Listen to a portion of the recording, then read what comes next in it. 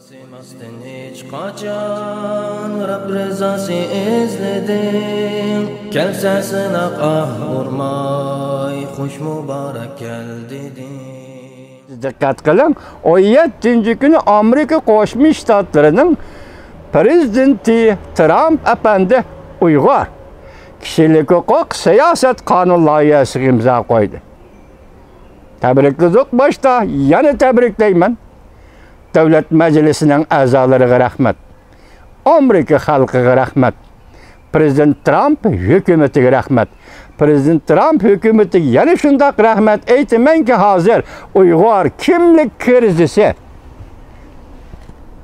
Uygurning kimlik krizisi avjalayotgan shundoq paytda sen Uygur bugungi qonun loyiha Uygur kishilik huquq qonun loyihasi. Siyaset kanun layihasi.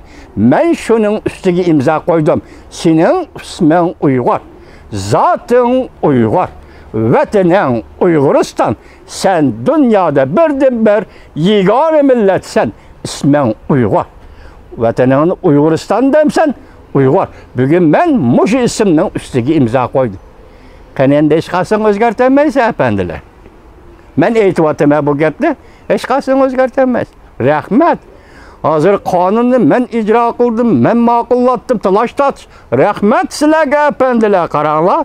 Tünügenki Türkistançılarının bugün Amerika Kongresi'de Uygur degen isim bilen kanun makullatkanlığını tebriklemey turgulu bulam dikine, alkışlamay turgulu bulam dikine, medihlemey turgulu bulam dikine, evvel şuna Amerika Koşmuş Ştatları. Prezident Trump hükümetiga Amerika Koşmuş Ştatları Devlet Meclisi azalarına rahmet üstüge rahmet eytimiz. Birinci kadem Uygur siyasetinin tarih sahnesiga, ya siyaset tarihinin sahnesiga Uygur degen isim bilen çıktı.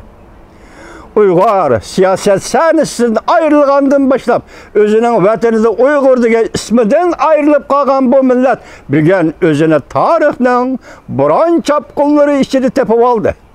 Özüne kaytıdan bayqıp aldı. Özlükle tepip aldı. Kimlikle tepip aldı.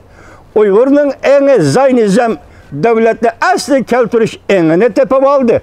Uygur çoçup durup bir çükürüp ornadan destur. Şu esnada Prezident Trump Uygur kişilik hukuk siyaset kanun layihası imza koydu.